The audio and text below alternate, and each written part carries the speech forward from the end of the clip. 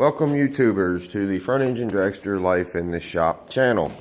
This is part 3 of the Toyota Camry problems, I guess we'll call it. I don't know. This car had the water pump fail, and in doing so it took out the water pump bearing failed. It took out the timing belt and and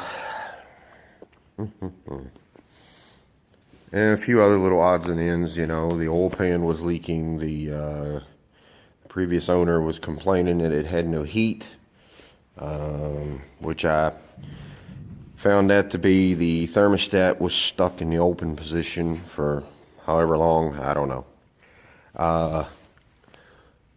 But when the water pump went bad, the impeller destroyed the housing. Now here's the parts that I took out.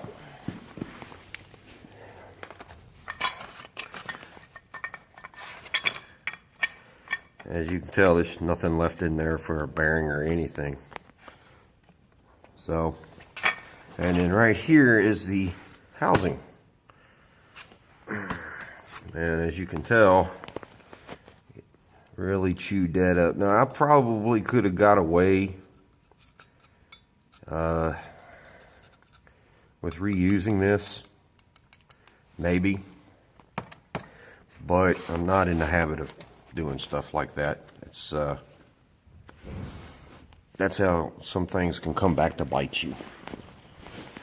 And besides, you can I didn't know this because when I ordered parts for this project, I had ordered a timing belt kit, and the timing belt kit comes with a new water pump, and the timing belt, the idler pulley, and a tensioner pulley, and of course a couple of tensioner springs. So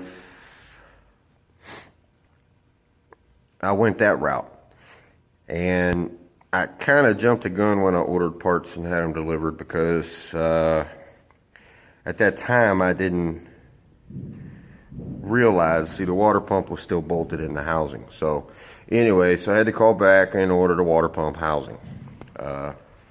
Then I found out that you can order the water pump and housing as a kit, and it comes with your O-rings and your gaskets and what have you, and new studs.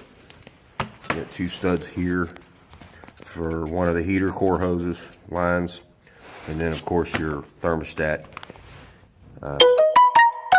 comes with new studs for that as well.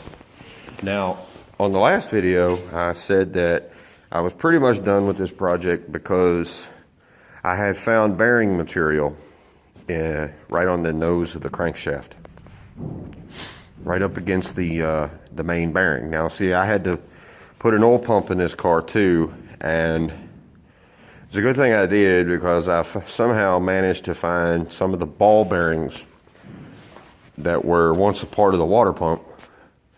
I found a couple inside there. Now, this engine has not had, at that point, hadn't had the oil changed in a long time. So it was real gunky, sludgy. So that was actually a good thing because it trapped the ball bearings in all the gunk. Or sludge, whatever you want to call it. So as you can tell, what I found is it was not main or rod bearing material. It was actually water pump material, bearing material. So that at that point I said, well, I'm gonna fix this thing and see what it sounds like. So I've done that, and obviously I put it all back together, and it's actually, you know, pretty stout little setup there. It runs good. I'm going to start it up here. Now, I'm doing this with my phone. I'm filming this with my phone, so I don't know what things are going to sound like. But,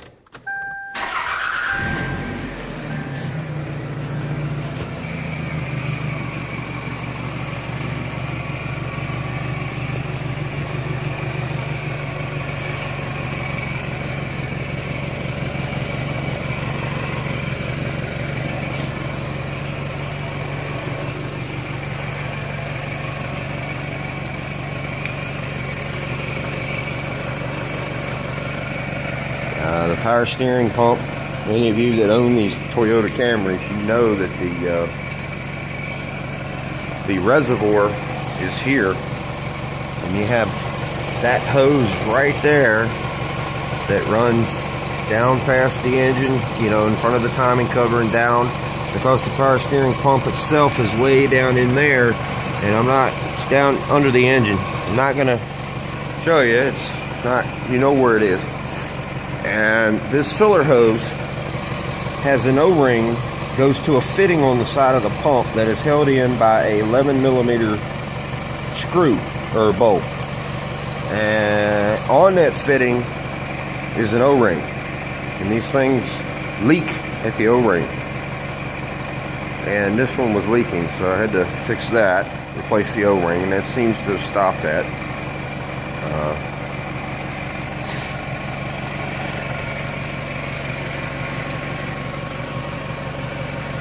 Yeah, there it is.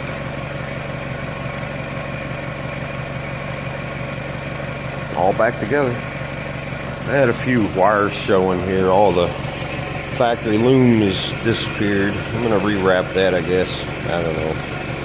Ain't quite sure how I'm going to wrap it. I might just use this stuff right here. This traditional style wire loom. You can see here they use some kind of hard rubber plastic material.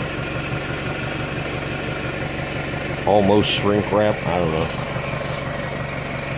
But the next project is the transmission service. That is the next job. I don't know how well you guys can see that. That fluid is brown. Now this vehicle has 154,000 miles on it. And or just over that, and I'm quite certain that it's never had the transmission fluids or filter changed in it. And when it comes to these automatic transmissions, I don't care what make and model it is, you want your transmission to last, you change the fluid and filter. Don't get it flushed. Change the filter, clean the pan, look for any material in the pan that could indicate if you're having issues or not. So anyway, yeah, it's back together. I'm glad. Make a nice little car. Hopefully. I did notice that the left and front front struts, excuse me, I can't talk. They're a little noisy. I did notice that as I was test driving it today. So I'm going to address that issue here in the near future. But I've got other stuff to work on, so that's going to have to wait until I get time to do it. Anyways, all right, well, this, I may or may not do a video on the transmission fluid and filter change. I don't know if it's worth doing a video, but I might. So subscribe to my channel if you would, and give me a thumbs up and leave a comment below for any comments you want to make, ideas, whichever. I read them. So okay, folks, thank you.